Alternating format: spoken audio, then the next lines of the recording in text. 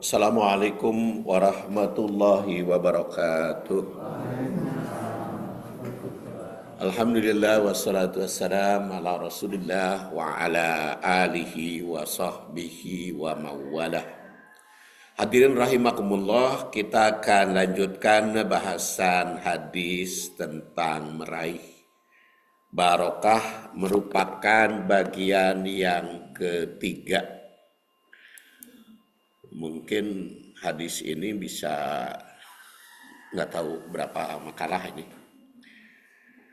yaitu diriwayatkan oleh Abu Daud juz 6 halaman 29. Dia mengatakan haddasana Qutaibah bin Sa'id haddasana Abdul Aziz yakni Ibnu Muhammad an Suhail an Abi Hurairah anna Nabiyya sallallahu alaihi wasallam kana idza rafa al insan idza tajawwaja qala barakallahu laka wa baraka alaika wa jama'a bainakuma fi khairin.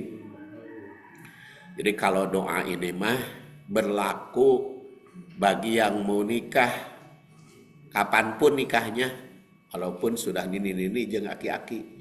Kalau barakallahu laka wa baraka alaika maka berlaku. Beda dengan doa semoga punya anak, kan hanya berlaku bagi yang muda. Tapi kalau barakallahu laka wa baraka alaika maka kepada siapapun berlaku doa ini. Sekarang ini makna ataupun tahlil, tarjamah, tahlil dan syarah. Tarjamah, tahlil, syarah. Jadi kalau tarjamah, tahlil, syarah banyak ngutip dari para ulama, yaitu kalimat pertama anna nabiyya sallallahu alaihi wasallam, sesungguhnya. Nah, di sini dikatakan ini merupakan pernyataan sahabat kalau anna nabiyya.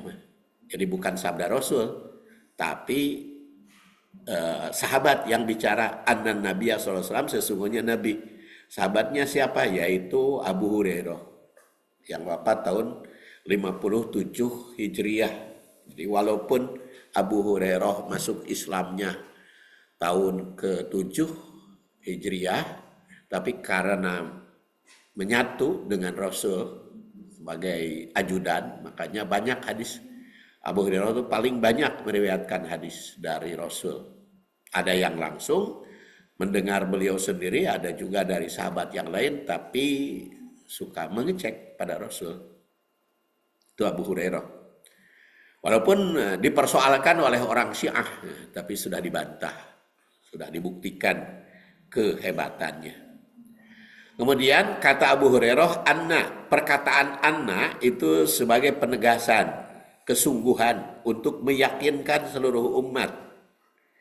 Kesungguhan terhadap Nabi itu membuktikan bahwa penyampai hadis ini, Abu Hurairah, benar-benar bertemu dan menjadi saksi bagi Rasul. Secara kebahasaan, ini ilmu nahwu, ibu-ibu udah belajar ilmu nahwu, bapak-bapak juga. Anna atau inna adalah partikel dalam bahasa Arab yang berarti bahwa atau sesungguhnya. Dalam kata bahasa Arab, anna atau inna itu merupakan partikel yang sering digunakan untuk memperkenalkan klausa subordinat atau kalimat keterangan. Kata ini termasuk dalam kategori huruf nasibah. Apa nasibah? Menjadikan nasab. Jadi menjadikan berikutnya nasab.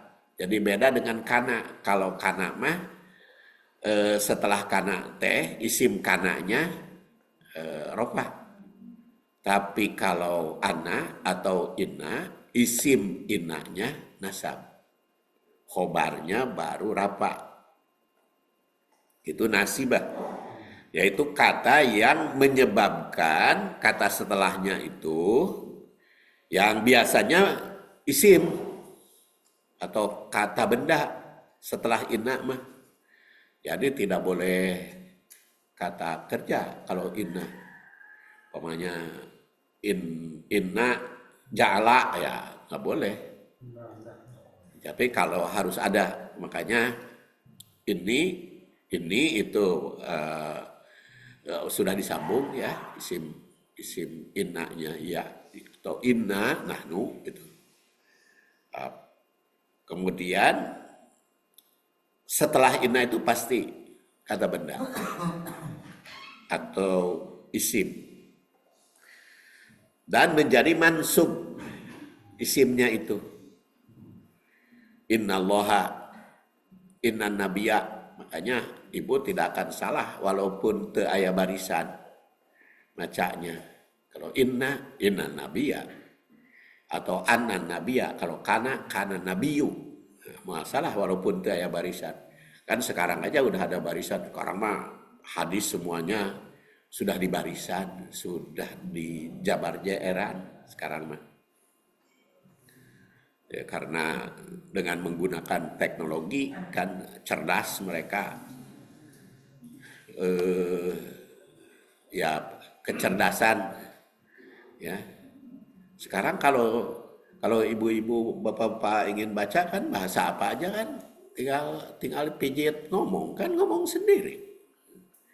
Jadi akhirnya rek belajar bahasa Inggris jadi hoream, gak tinggal ngecat kan ngomong sendiri bahasa Inggris bahasanya. Bahasa Arab juga sama kan, tinggal diklik aja ngomong. Ya itu sistem nih. Makanya bagi saya itu membantu benar gitu di dalam nulis naskah. Jadi kalau dulu nulis naskah saminggu baru selesai 8 halaman. Sekarang mah bisa 1 hari bikin makalah 8 halaman bisa 1 hari karena kitabnya kan nggak usah dibongkar. Dulu mah kalau saya nulis itu tabalatak gitu kitab tuh di meja jajarku gitu kan ngutip-ngutip. Ya, sekarang mah enggak, tinggal klik-klik aja. Jadi makanya manusia dibantu teknologi semakin cepat gitu. Semakin cepat asal aya kadaek we jeung kahayang. Nah, makanya di sini isim innanya mansub. Jadi pikiran kita sekarang nggak usah terlalu capek gitu ngetiknya, jadi bisa cepet ya. Nah, makanya karena mansub maka nabiyahnya fathah. Jadi kalau innan nabiyya, jangan innan nabiyyi. Asyhadu anna Muhammadar Rasulullah. Jadi jangan asyhadu anna Muhammadan karena anna. Dan makanya kepada muadzin di sini sering saya tegur kalau anaknya panjang. Kan aya nu qomat asyhadu anna Muhammadar Rasulullah. Saya sering tegur eta na tong dipanjangkeun. Sebab kalau asyhadu anna panjang Muhammadar Rasulullah sesungguhnya aku kan kami. Jadi asyhadu anna Muhammad sesungguhnya kami. Dan asyhadu anna Muhammadar Rasulullah. Jadi untung sekarang muadzinnya sudah beraragu sekarang. Nah, oleh karena itu an-nabiyya jadi dibaca annan nabiyya. Perkataan setelahnya berkedudukan jadi nasab. Nah, itu tinjauan kebahasaan. Nah, sekarang kana annan nabiyya, kana adalah yang berarti adalah menunjukkan keadaan nabi yang menjadi teladan setiap umat. Secara kebahasaan, kana adalah kata atau perkataan fiil, kata kerja. Dalam bahasa Arab yang berarti adalah atau telah. Kana termasuk dalam kategori fiil nakis. Fiil nakis itu artinya kurang, jadi kudu sempurna. Kana. Walaupun ada yang tam ya kananya. Tapi kategori keseluruhan fi'il nakis, kata kerja yang tidak sempurna, yang digunakan untuk menunjukkan keberadaan atau keadaan suatu hal di masa lalu biasanya kana itu karena fi'il madi. Kalau fi'il mudhari'nya yakunu, kalau fi'il amrnya kun. Biasa kana itu digunakan untuk membentuk kalimat yang menunjukkan keadaan yang terjadi di masa silam, di masa lalu. Baik itu sifat, situasi, atau kondisi. Apa yang dibicarakan Abu Hurairah itu bisa saja berulang kali karena keadaan kan nyambung ke sananya. Boleh jadi Rasul melakukannya secara berulang dan diketahui umatnya. Kalimat ini merupakan dorongan kepada umat agar setia meneladani Rasul dan meyakinkan bahwa yang dipraktekannya itu pasti baik. Demikian pula dalam urusan doa. Pasti yang dipraktekkan. Dan kalau kana mah marfu rafa kanallahu sami'an alima. Kalau innallaha sami'un alim. Jadi innallaha sami'un alim. Jadi isimnya nasab kalau inna, khobarnya rafa. Kalau kana isimnya rafa, khobarnya nasab. Jadi innallaha sami'un alim, kanallahu sami'an alima. Kemudian idza rafa'a, apabila merafa atau mengucapkan selamat. Ngarapalan kalau bahasa Sunda. Nah, perkataan kana disambung dengan ida apabila itu mengisyaratkan sering. Kalau kana pakai ida atau selalu. Jadi diterangkan oleh Abu Hurairah keadaan Rasul sering melakukannya. Nah, sedangkan rofa'a mempunyai arti hanna'a. Hanna'a, menyampaikan selamat.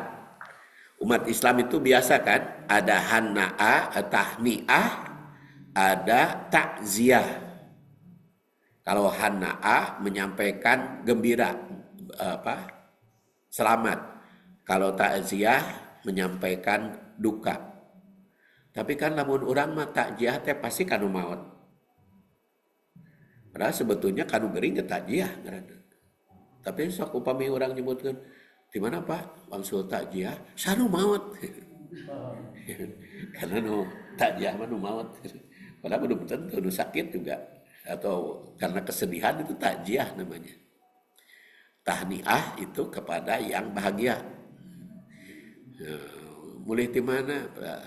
Tahniah saha anu bergembira eta di wisuda, tahniah pada yang di wisuda. Nah, ikut bergembira. Itu bisa dilihat dalam kamus Al-Munawwir namanya.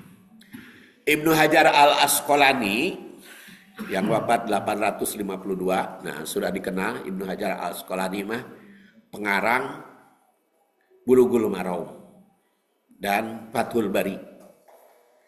Bulughul Maram itu kumpulan hadis kutipan dari berbagai kitab, dia rangkum, bikin bab berdasar urutan fikih. Nah, maka itu namanya Bulughul Maram. Ada yang setipe Bulughul Maram tuh kalau yang abad ke-14, abad ke-12 yaitu namanya At-Taj. Itu Mansur Ali Nasib. Bedanya kalau Ibnu Hajar Al-Asqalani muttafaq alaih, istilahnya muttafaq alaih, itu kalau hadis tersebut diriwayatkan oleh Bukhari Muslim. Tapi kalau At-Taj, muttafaq alaih itu apabila diriwayatkan oleh Ahmad, Bukhari, Muslim. 3. Jadi kalau Ibu dan Bapak lihat di dalam Bulughul Maram muttafaq alaih, nah itu teh hadisnya diriwayatkan oleh Bukhari, Muslim. Jadi telah disepakati kesahihannya. Makanya ulama NU dulu sudah mengatakan bahwa Pancasila muttafaq alaih. Muttafaq alaih di kalangan ulama NU waktu itu. Nah, kata Ibnu Hajar al-Asqalani bahwa zaman jahiliyah banyak orang menyampaikan selamat kepada pernikahan, yaitu birrifa wal banin, seperti dikutip pada bahasan tarikh ya. Di antara yang dikoreksi birrifa wal banin itu ketika menyampaikan selamat kepada Aqil. Ya, ingat Aqil itu yang wafat tahun 80 Hijriah, yaitu putra Abu Thalib, saudara sepupu Rasul, kakak dari Ali bin Abi Thalib. Nah, saat itu dikatakan la taqulu hakada. Jangan mengatakan begitu. Jangan mengatakan birrifa wal banin, semoga bahagia dan punya anak. Itu jangan didoakan seperti itu pengantin mah. Nah, berdoalah seperti contoh Rasul. Makanya dikatakan oleh Abu Hurairah, Rasul mah doanya seperti ini. Taqulu hakada. Jadi jelas doa ini doa kepada mempelai itu dikoreksi. Itu rofa'a. Makanya ditandaskan. Kemudian kalimat berikutnya al-insan. Al-insan kepada seseorang manusia. Perkataan rofa'ah yang berarti menyampaikan selamat tersebut disampaikan kepada manusia. Jadi yang nikahnya manusia. Kalau yang bukan manusia mah nggak perlu. Jadi apabila manusia yang menikahnya. Jadi bukan sembarangan orang.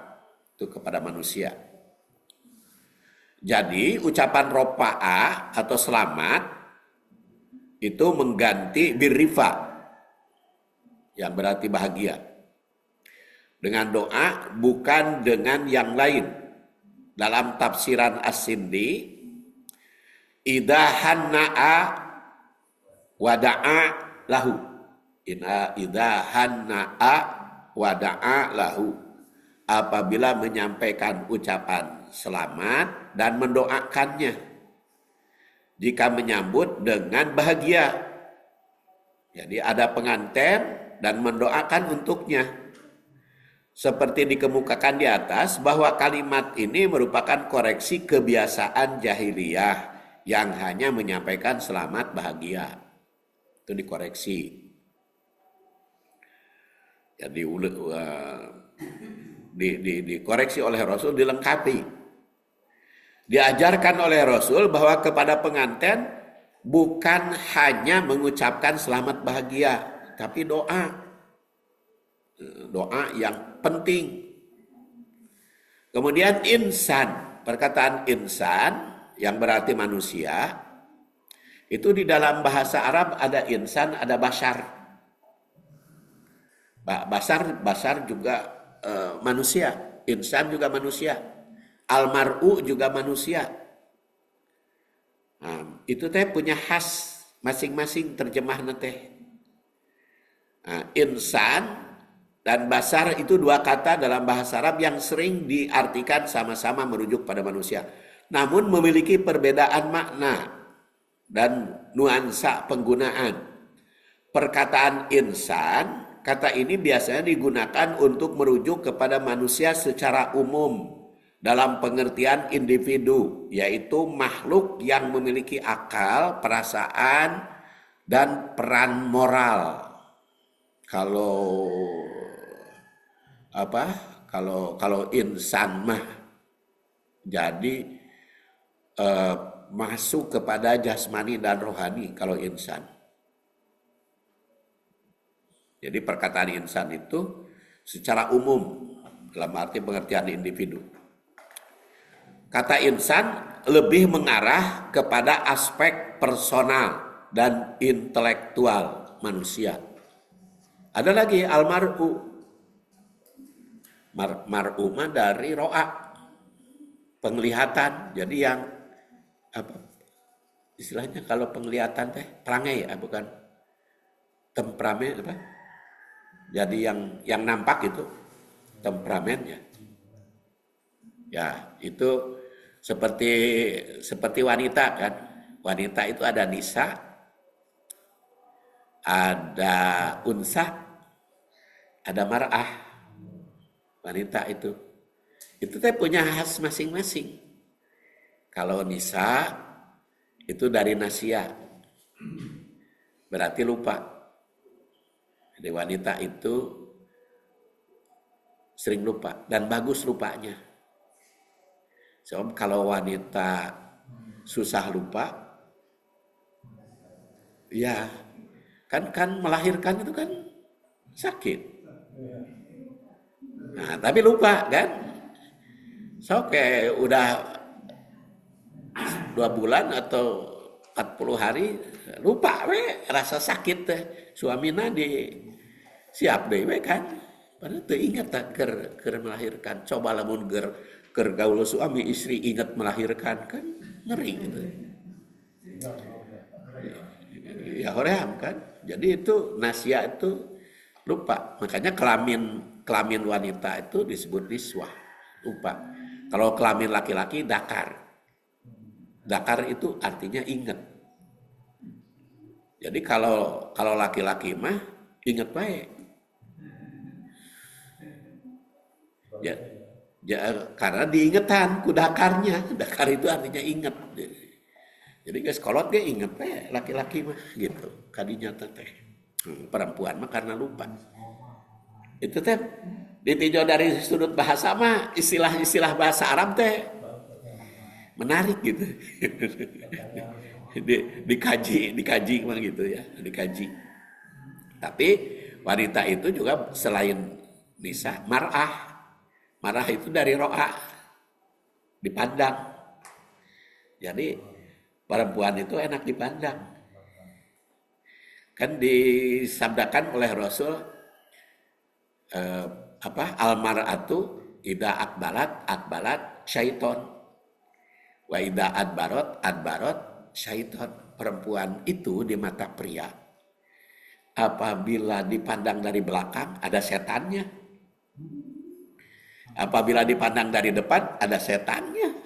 Apa itu setan? Artinya menarik, menggoda. Jadi perempuan terek diteuteup ti hareup sieup. Pandang ti tukang lenjang, ditilik ti gigir lengik. Pokoknya pikabitaeun we perempuan.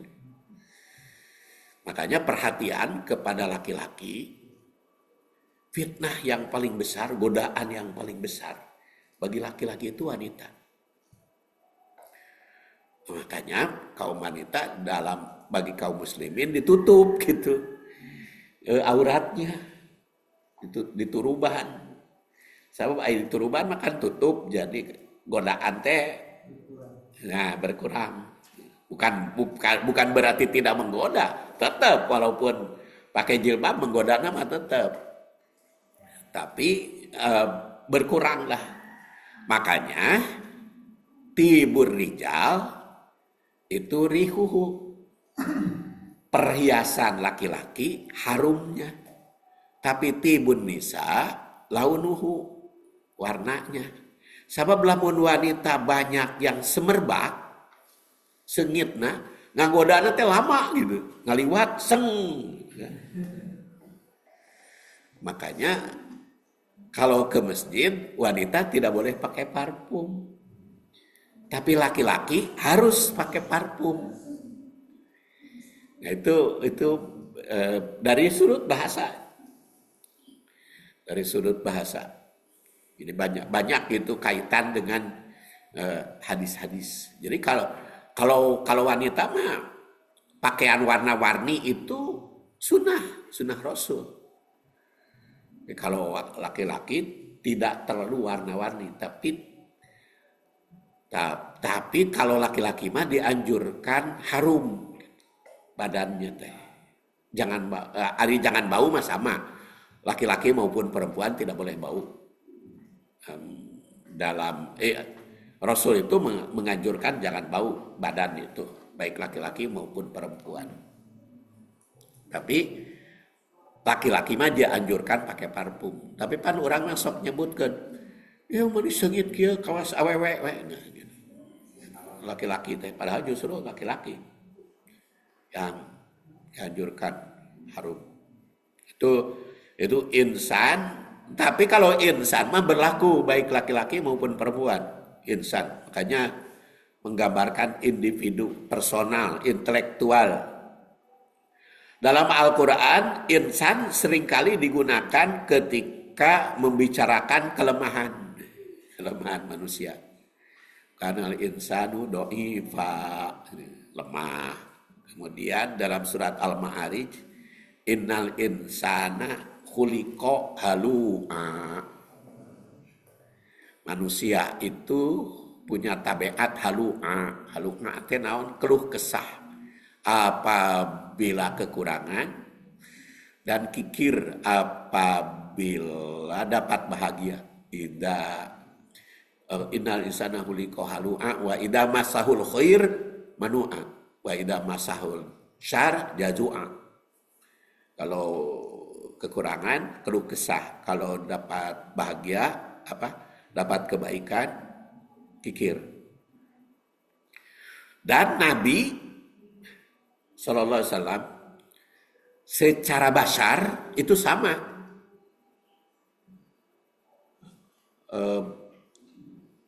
Jadi innama ana basyarun mislukum. Nah, secara basar, secara fisik Nabi itu sama dengan manusia, basyarun mislukum, sama denganmu. Bedanya apa? Secara insan, karena yuha, dikasih wahyu. Jadi Nabi itu bedanya dikasih wahyu. Kalau basarnya mah sama dengan manusia. Makanya Nabi berbicara tentang masa yang akan datang, itu tahu karena dapat wahyu. Nabi berbicara sel, bicara sendi.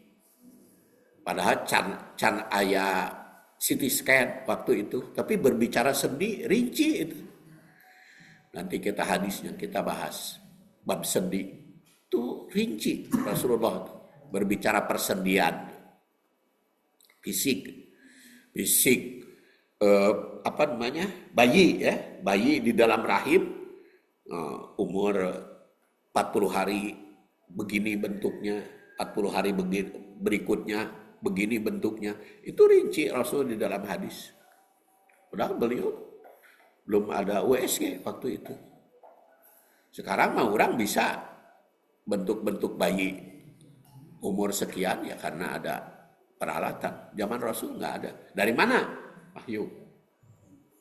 Bukan hasil penelitian dan bukan hasil bacaan. Nah, jadi perbedaan antara Nabi dengan kita, insannya. Kalau basar nama sama. Basar nama sama. Jadi kukunya panjang, lamun ditek-tekan, rambutnya juga sama gitu. Itu sedang istilah basar digunakan untuk menggambarkan manusia dalam konteks fisik atau biologis. Perkataan basar itu asal katanya basyaro, yang berarti kulit atau penampilan luar. Ini lebih merujuk pada sifat fisik manusia sebagai makhluk yang tampak secara lahiriah. Basar itu lahiriah basar. Dalam Al-Quran, basar sering digunakan dalam konteks perbandingan manusia dengan makhluk lain. Atau ketika Allah menggambarkan penciptaan manusia dari tanah. Walaupun insan juga disebut dari tanah, tapi itu sedang berbicara non fisik ya. Tapi kalau berbicara basar dari tanah itu fisiknya. Tapi kalau insan dari tanah itu tanahnya bukan hanya fisik, bukan hanya jasad, tapi juga rohani. Dalam Al-Quran, basar sering digunakan dalam konteks perbandingan manusia dengan makhluk lain ketika Allah menggambarkan penciptaan manusia dari tanah dan evolusi fisiknya, evolusi ya, perkembangan pertumbuhan secara fisik, seperti dalam Quran surat Al-Hijr ayat 25. yang menyebut penciptaan manusia dari tanah liat dan kering. Itu fisiknya. Tegasnya, insan lebih menekankan aspek spiritual, moral, personal manusia. Dan basar lebih menekankan aspek fisik, material manusia. Dalam banyak situasi, kedua kata ini digunakan bergantian. Tetapi pemilihan antara insan dan basar tergantung kepada konteks yang ingin menekankan aspek apa, moral atau fisik manusia.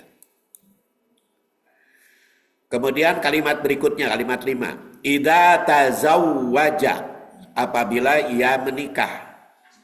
Bentuk kata tazawwaj merupakan fi'il madi yang menunjukkan telah terjadi. Tapi karena diawali ida, maka maknanya mencakup waktu sedang, akan, atau telah terjadi. Kata tazawwaj dalam bahasa Arab memiliki arti menikah atau melangsungkan pernikahan. Kata ini berasal kata zauj yang berarti pasangan. Jadi zauj itu kalau dibaca perempuan itu suami.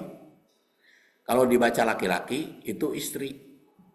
Makanya kan ada ibu nanya, Pak Sepudin katanya doa suami soleh mana? Teu aya dina Quran. Saya tunjukkan, eta bu, Rabbana hablana min azwajina. Dibaca meureun ku ibu teh. Diterjemah Departemen Agama. Eta mah cenah istri-istri kami kan. Rabbana hablana min azwajina. Itu diartikan, diterjemahkan istri-istri. Ai doa istri supaya suami soleh mana? Nah, maka saya katakan azwaj itu bisa suami, bisa istri. Dan di dalam Al-Quran juga begitu. Kadang-kadang azwaj itu, zawaj itu, kadang-kadang berarti istri.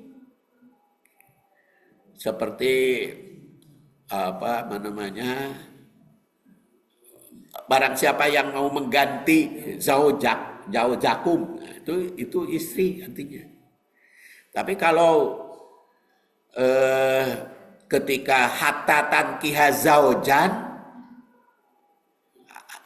sehingga menikah dengan suami, itu artinya suami. Jadi kadang-kadang zauj itu artinya suami, kadang-kadang artinya. Jadi Rabbana hablana min azwajina, lamun ibu nu ngadoa itu minta suami supaya suaminya soleh. Kalau suami laki-laki yang berdoa, azwaj itu istri. Jadi zauj itu bisa berarti suami, bisa berarti istri. Makanya mungkin yang netral pasangan. Ya pasangan suami istri lah. Secara kebahasaan tazawwaj itu menunjukkan tindakan seseorang untuk mengikat diri dalam pernikahan, baik laki-laki maupun perempuan. Makanya undang-undang pernikahan di Indonesia, undang-undang pernikahan nomor 1 tahun 74 itu lebih banyak kepada pendapat madhab Syafi'i hukum nikahnya. Seperti dalam wali mujbir kan, di dalam undang-undang itu kan wali itu harus diutamakan ayah. Setelah ayah baru paman, baru kakek, baru paman. Nah, lalu saudara gitu. Tapi kalau menurut Imam Hanafi mah saha we rek ngawinkeun asalkan wali. Kalau Hanafi mah karena ada dalil kan, man nakaha waliyani walil alawal ahak. Barang siapa yang dinikahkan oleh dua wali, maka yang sah mana? Yang pertama menikahkan.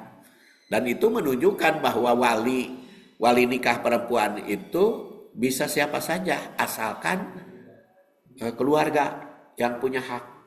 Jadi bisa ayahnya, bisa pamannya, bisa kakeknya, bisa kakaknya, bisa anaknya. Kalau janda punya anak kan boleh dinikahkan oleh anak. Kan kalau Itu kan bisa bisa berbeda paham itu. Kalau kalau janda itu Pak mau nikah itu pengalaman itu kan kakak saya wafat itu Haji Yusuf itu beberapa 6 bulan yang lalu ya. Haji Yusuf itu wafat kan meninggalkan istri. Istrinya masih muda. Jadi begitu habis masa idah ada yang melamar. Datang ke rumah saya bagaimana? Saya katakan buburu ayanu malamar mah nikah aja habis masa idah mah. Saya katakan begitu, buburu aja. Itu perselisihan di antara anak.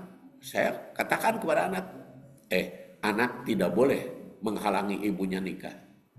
Saya bilang gitu. Justru saya bilang anak itu harus mendorong ibunya kalau anu bogoheun untuk menikah. Bisa jadi wali, anak laki-laki itu bisa jadi wali menikah. Jadi saya nikahkan ibu saya kepada Anda itu boleh. Jadi menikahkan ibunya. Ini boleh. Jadi wali gitu ya. Kalau kalau perselisihan di antara mereka sang ibu atau sang bapak seperti Pak Haji Herman kalau mau nikah lagi rek diizinkan rek henteu ku anak der aja ya memang tidak perlu izin dari anak. Makanya perlu dianjurkan yang belum nikah ada lagi itu Pak itu Pak. Jadi ya Pak Heri, jadi tidak perlu. Jadi kalau menikah itu saja. Dan walinya siapa? Kalau anaknya tidak mau, bisa adik laki-laki, bisa kakak. Kalau ternyata semua keluarga tidak mau, datang ke hakim, KUA. Itu jadi wali itu ada wali nasab, ada wali hakim, ada wali muhakam. Wali nasab itu turunan, wali hakim ya hakim. Kalau di Indonesia hakim itu sudah diterapkan KUA karena undang-undangnya begitu. Jadi hakim atau mewakili hakim itu adalah KUA. Kalau ternyata teu aya KUA, teu aya nasab, muhakam yang diangkat, yang diangkat jadi hakim. Jadi itu tanpa izin. Bahkan justru kalau ibu mau nikah bahagia bagi anak. Sebab apa? Sebab selama ibunya belum menikah maka hidupnya tanggung jawab anak. Makanya saya katakan kepada anak-anaknya, kamu tanggung jawab, saya bilang materi, segala macamnya kebutuhannya ditanggung. Anak-anak ngahulang tuh udah kudu nanggung ibunya segala-gala, berat itu. Iya. Tapi walaupun ditanggung materinya, kan ada sesuatu butuh. Itu bisa, Pak, itu bisa diganti ku anak. Makanya kakak angkat istri saya itu Ajengan Lim di Cianjur itu sudah 90 usianya. Beberapa bulan yang lalu nikah lagi karena istrinya meninggal. Jadi sudah 3 kali berarti nikah. Itu menikah lagi. Makanya anak-anak itu ya menyambut gembira karena memang tidak bisa ngurus bapaknya anak-anak. Jadi anak Pak Herman kan tuh bisa ngurus Pak Herman. Cobalah mau nikah Pak Herman. Kan ayah nu ngurus.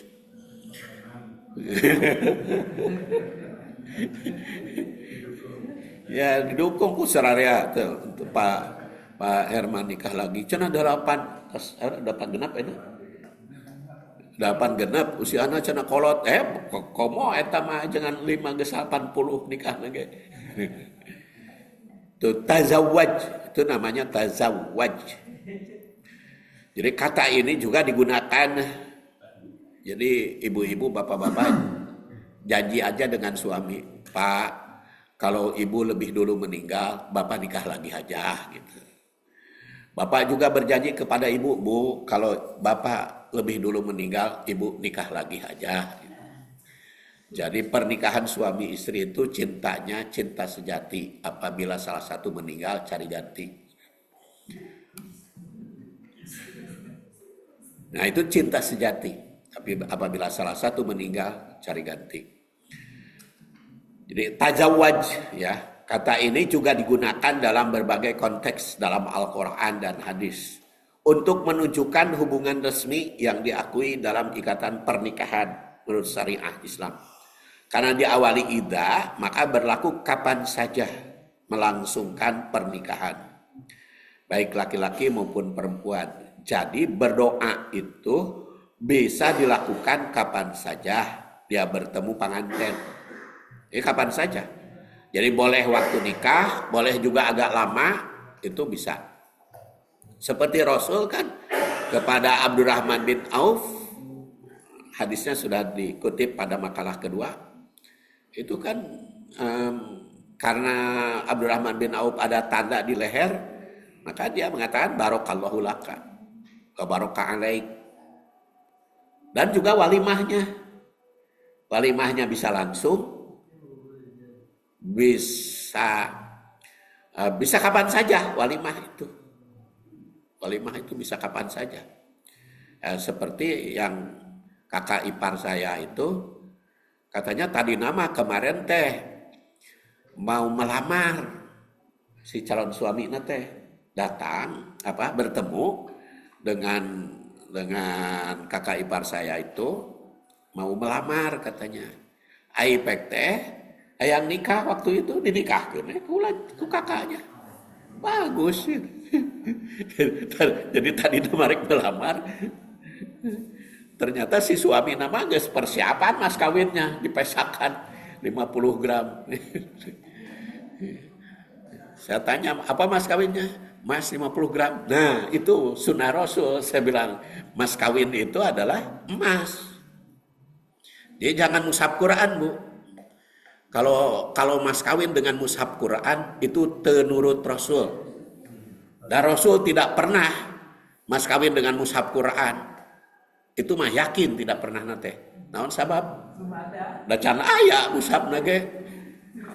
Zaman Rasul mah kan can aya mushaf nage. Jadi Rasul itu tidak pernah mas kawin dengan mushaf Quran atau dengan alat sholat. Jadi mas kawin menurut sunnah Rasul apa? Emas. Kenapa emas?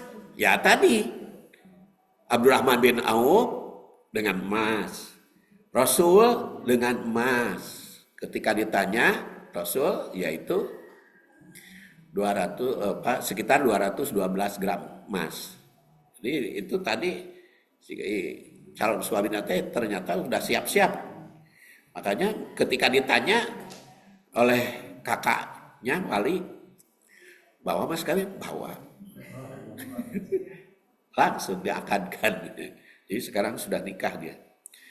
Nah, ya karena berapa hari lah setelah habis masa idah nanti. Berapa hari. Jadi hebat gitu ya. Hebat. Jadi ayah nyebutkan gitu kan di antara anaknya itu setia kasih bapak. Saya bilang itu mah ketika suaminya masih ada betul tidak bisa dan tunggu masa idah ya 4 bulan 10 hari itulah berkabungnya. Ada yang bertahan, saya tidak mau nikah, tapi nanti di surga nggak ketemu. Ya itu ada kata Pak Daud dikatakan katanya nanti di surga akan ketemu. Pan saya katakan di surga mah undang-undang perkawinannya sudah tidak ada. Surat nikahnya juga sudah tidak ada. Jadi di surga mah urusan anak tidak ada aturan pernikahan. Tidak ada ikatan. Mau dengan siapa saja boleh.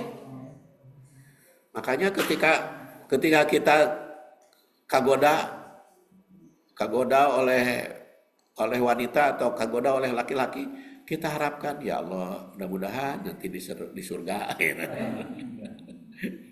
Jadi lamun kaminta oleh wanita atau oleh pria, mudah-mudahan nanti di surga gitu aja. Karena di surga mah kan bebas rek milih saha wae. Rek milih artis sadar. Jadi jangan dikatakan takut tidak ketemu, ya itu mah gampang di surga mah. Tidak ada aturan pernikahan. Dan juga di sini tazawwaj itu berlaku bagi yang bergembira. Jadi bagi yang sekarang di Indonesia kan ada ulang tahun ya, ulang tahun pernikahan. 25 perak, 25 tuh. Perak, 50 emas. Jadi saya menikah Januari 77. Sekarang 2024 seberapa? Nyatereh emas ya. Jadi kalau mau 25 tahun, 30 tahun, 50 tahun, ibu jangan istilahkan ulang tahun. Walimah we engke mah. Walimah aja. Jadi walimah nikah sekian tahun gitu. Sebab kalau walimah mah ada dasarnya. Walimah mah berapa tahun saja. Rasul kan dengan Aisyah ketika Rasul di Madinah, ketika sudah hijrah ke Madinah, Rasul itu. Padahal dengan Aisyah nikahnya usia 6 tahun. Dan walimahnya ketika 9 tahun. Jadi 3 tahun kemudian baru walimah. Karena kan masih kecil Aisyah ketika dinikah. Jadi tidak walimah dulu gitu. Ente pesta, ente. Ketika nikah nama. Baru setelah 3 tahun. Artinya apa? Walimah teh boleh 1 tahun, boleh 2 tahun, boleh 5 tahun, boleh 25 tahun, boleh 50 tahun. Anak saya si bungsu itu dulu, Pak mau nikah ya, saya nikahkan. Ya katanya akad aja dulu, yang penting sah. Kebetulan bapaknya masih ada waktu itu, dinikahkan oleh bapaknya. Kapan walimah? Angkewe. Geus walimah apa? Geus nikah teh. Angkewe cenah. Beki engke nepi ka ayeuna. Nepi ka ayeuna. Geus boga anak, geus boga segala macam. Jadi walimah kapan saja. Terserah. Dan umumnya tidak berlaku dok ya. Walimah ya pada saat pernikahan. Ya, umumnya banyak pada saat pernikahan. Jadi seperti nanti Ahad saya itu menikahkan adiknya adiknya menantu saya menikahkan di Sapan. Itu akadnya jam 8, walimahnya jam 11. Jadi itu bagus, boleh. Karena Rasul juga kan dengan Siti Saudah, dengan Siti Zainab itu langsung walimah. Tapi dengan Aisyah itu tidak langsung walimah. Karena Siti Zainab kan ketika dinikah oleh Rasul sekitar 24 tahunan usianya. Kan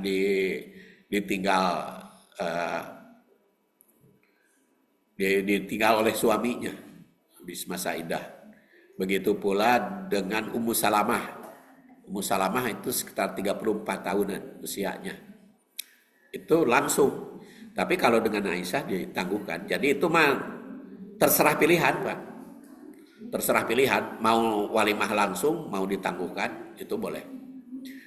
Nah, kita kan sering anak itu dihalangi untuk nikah kan sering. Karena can lulus teh, karena suamina can boga gawe.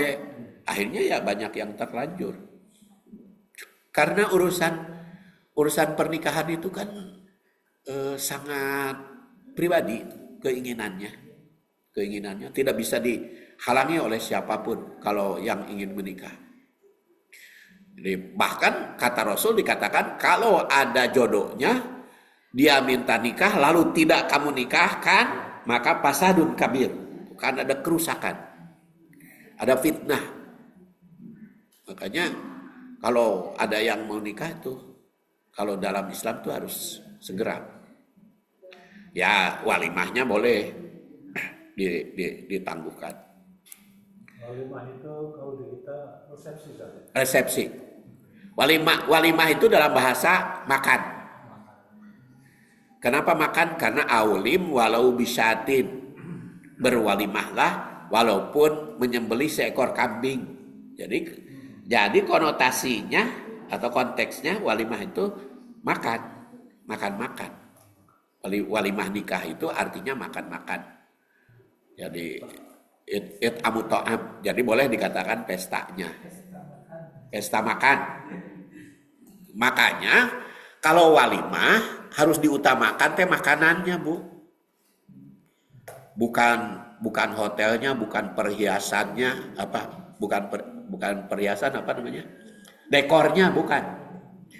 Bukan dekornya, bukan keseniannya, bukan. Yang harus diutamakan teh walimah mah makan. Lamun makannya diatur hararese pasti jadi omong. Walaupun di hotel mewah, tapi kan di hotel mah kan dimarah aya berhenti heula geuning. Eta nanti istirahat dulu ganti. Nah, itu teh kurang baik. Hah? Ya, apalagi tamunya teu kabagian makan. Jadi omong. Makanya kalau diadakan walimah utamakan makannya harus cukup. Jangan sampai ada teu kabagian.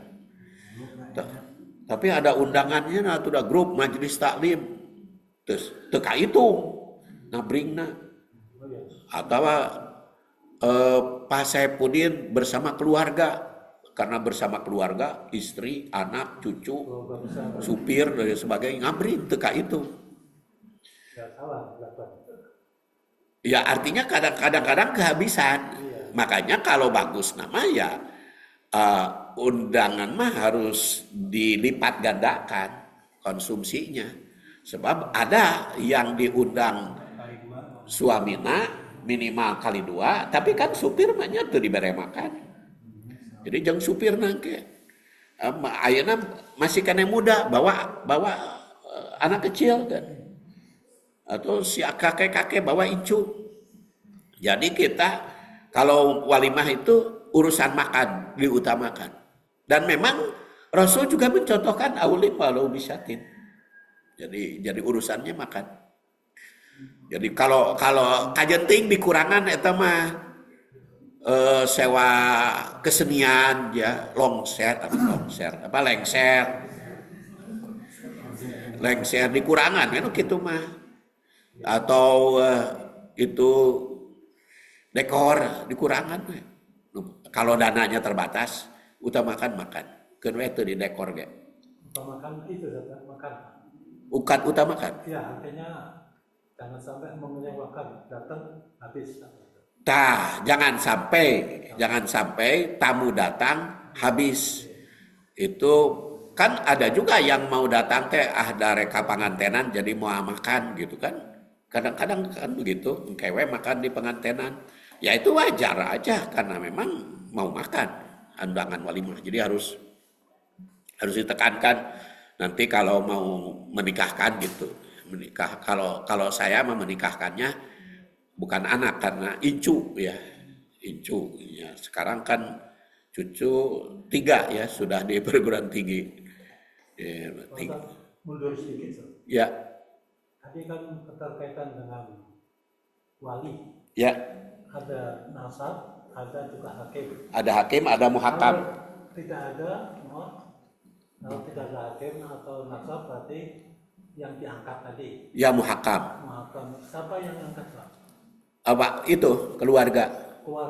Keluarga. Dua calon mempelai dan keluarganya. Oh iya, sepakat ya. Sepakat. Itu kalau menurut undang-undang kita, ya. Undang-undang negara kita, urutannya itu wali mujbir keturunan. Terus kalau tidak nasab, kalau tidak ada mujbir turunan, baru hakim. Nah, eta teh muhakam mah kalau tidak ada hakim. Gini contohnya yang bisa terjadi itu kan yang tidak punya bapak, perempuan yang tidak punya bapak atau bapaknya terpuguh gitu. Yang tidak punya bapak itu karena hubungannya zina, itu kan tidak ada wali. Kalau hasil hubungan, kalau hasil hubungan zina tidak ada wali, maka itu hakim. Jadi ngomongnya ke siapa? Ngaharewosnya ke KUA. Jadi anak itu pamannya di hamilnya sebelum nikah. Berarti kan anaknya tidak ada hubungan dengan ayahnya secara hukum, secara biologis mah iya bapana eta teh secara nasab, tetapi secara hukum bukan. Jadi bapana tidak berhak menikahkan bapana. Tapi kan manyang kete dina masa moan teh akan nikah teh bisi kanyahoaneun perjinahan, hasil perjinahan. Maka caranya ngomong ngaharewos ke kepala KUA. Pak kepala KUA ini teh anak yang kedudukannya harus terus terang kepala KUA. Kedudukannya di luar nikah. Jadi mohon kepala KUA karena wali hakim.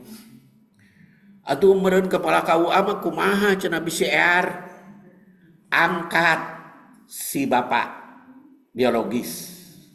Angkat ku kepala KUA. Angkat jadi wali. Jadi nu nikahkeunana bapak biologisnya karena itu diangkat, itu sah. Kepala KUA disahkan. Jadi diangkat. Jadi nanti kepala KUA mengangkat Anda jadi wali, namanya naib, pengganti. Jadi diangkat. Jadi ada solusinya, yaitu kan suka problem itu teh lamun hasil perjinahan itu suka ada masalah itu di Indonesia ada aturannya, itu kepala KUA. Kalau ingin supaya tidak malu, biar tidak ear sejagat, ya bapak biologisnya diangkat oleh kepala KUA jadi wali. Ya sama aja kan ibu juga kan kalau yang di bawah 45 tahun mau umroh kan itu harus ada wali, harus ada nasab kan, umroh kan tidak boleh yang di bawah 45 tahun tanpa nasab, tanpa wali tanpa keluarga. Bagaimana caranya? SK KUA. Saya juga sering dapat SK dari KUA itu. Jadi wali si anu.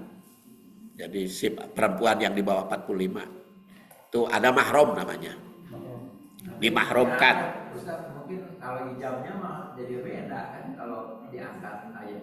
Ya. Ijabnya jadi beda nanti kedengaran oleh umum. Enggak, ijabnya saya nikahkan saja. Oh, tidak pakai. Iya, jadi entong. Kan harus biasanya disebut. Iya, anak kandung saha gitu kan. Eta mah ijabna teh saya nikahkan ananda ke dengan mas kawin sekian. Jadi ente mah api kaliwat gitu ya. api kaliwat itu boleh itu. Boleh. Karena kan akadnya itu menyebut bin anu teh tidak menjadi syarat. Yes, saya nikahkan kepada itu. Jadi sudah mandat dari kepala KUA. Jadi itu bisa sah itu, bisa sah. Jadi kalau ada yang lupa, misalnya ayah bapana itu disebut. Nah, dia tidak nyebut anak kandung, berarti orang lain mulai bercuriga. Ya bisa. Isi. Nah, masih ada fitnahnya juga. ada wae, aya wae itu pasti itu. Jadi sakaan ya. Sakaan. Kemudian qala itu sabda Rasul sallallahu alaihi wasallam yang berlanjut. Barakallahu, semoga Allah memberi barokah. Inilah doa yang pantas dipanjatkan ketika berjumpa dengan pengantin. Jadi barokah. Semoga Allah memberikan barokah, termasuk juga kepada yang nikah tadi prosesnya. Kepada pengantin mah sama aja kan. Jadi status anaknya mah sama, rek hasil zina atau tidak. Jadi bukan anak jadah itu. Jadi karena yang bukan jadah mah itu bapana jeung indungna can kawin. Jadi kalau anaknya mah suci. Mamin mauludin illa yuladu alal fitrah. Jadi dalam keadaan fitrah. Makanya tetap barakallahu laka. Semoga Allah memberkahi atau memberi barokah. Menyampaikan harapan atau permohonan agar Allah memberikan keberkahan, kebaikan dan manfaat. Makna luas dari barokah itu cukup luas karena bisa beberapa aspek. Umpamanya keberkahan dalam hidup. Doa ini memohonkan agar Allah memberikan kelimpahan kebaikan yang berkelanjutan terus-menerus dalam hidup. Baik dalam bentuk materi, kesehatan, ketenangan jiwa, maupun kebahagiaan. Jadi maju, sehat, jasmani, rohani, ekonomi. Keberkahan dalam tindakan, itu bisa keberkahan dalam hubungan sosial, antara suami dengan istri, istri dengan suami, dengan mertua, dengan tetangga. Kemudian keempat, keberkahan benda, rezeki, barokallahu, dapat diucapkan untuk memiliki sesuatu seperti rezeki. Kemudian dalam Tuhfatul Ahwadi, itu namanya Al-Mubarak Puri, nah, kita Sarah Tirmidzi, berkah itu sampai beberapa aspek. Ada berkah ziyadah tambahan, ada berkah dalam keagamaan, ada berkah dalam ekonomi, ada berkah dalam rezeki, ada berkah kesehatan. Sehat itu kan penting juga. Ada berkah usia, ya. Usia itu berkah, yaitu singkat tetapi manfaat, ya. Kemarin Khotib menyebut Imam Syafi'i 45, sebetulnya 54, ya. 54 tahun karena Imam Syafi'i itu lahir 150, wafat 204, 54 tahun usianya. Itu berkah. Karena cuma 54 tahun tapi karyanya banyak. Al-Um kan besar. Padahal hari taman can aya teknologi. Arisalah. Maka bisa kita artinya secara umum. Semoga Anda mendapatkan keberkahan dalam kehidupan. Artinya ekonominya ini. Iya. Bahkan kata walaupun tidak disebut. Lebih baik tidak disebut kayak kaliwat. Lamun disebut mah. Tapi lamun teu disebut itu kan mencakup segala hal. Tapi ditafsirkan oleh Tuhfatul Ahwadi kan dalam ilmu, kemudian juga keberkahan itu cukup banyak, ya. Barokallah tuh. Ya tadi seperti Imam Syafi'i umurnya 54 tapi karyanya hebat, atau Imam Ghazali cuman 55 tahun tapi ihya'nya kan berapa jilid itu. Imam Ghazali, dan sampai sekarang ahli filsafat banyak yang ngutip dari Imam Ghazali, ya. Jadi bukan hanya umat Islam, banyak. Ada juga yang memang umurnya panjang dan berkah, yaitu Tobrani. Tobrani mah 260, wafat 360, jadi 100 tahun usianya. Atau An-Nasai 103 tahun. Dan memang atwaluhum a'maron, panjang usia itu kan bagus. Asal akhlak baik. Ini hadisnya sudah kita bahas pada waktu yang lalu. Jadi, dan berkah juga kan kita mendoakan ketika temukan. Assalamualaikum warahmatullahi wabarakatuh. Berkah ketika bertemu. Jadi selalu. Dan ayat-ayat yang mengungkap tentang barokah ini cukup banyak, insya Allah. Nanti pertemuan yang akan datang kita bahas bulan depan. Karena sudah jam 6 lewat 5 menit sudah waktu duha. Kita akhiri dengan doa subhanakallahumma wa bihamdik asyhadu an la ilaha illa anta astaghfiruka wa atubu ilaik. Assalamualaikum warahmatullahi wabarakatuh.